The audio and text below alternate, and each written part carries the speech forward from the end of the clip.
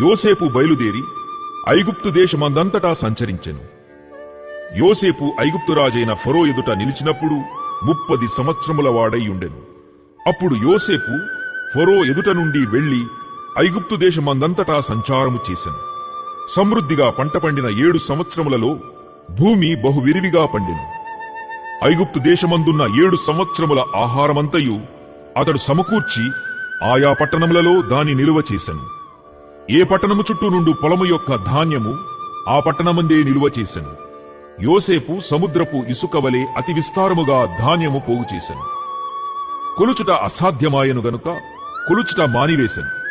కరవు సంవత్సరములు రాకమునుపు యోసేపుకిద్దరు కుమారులు పుట్టిరి. ఓను యొక్క యాజకుడైన పోతిఫెర కుమార్తెయగు అసెనతు అతనికి వారిని కనెను.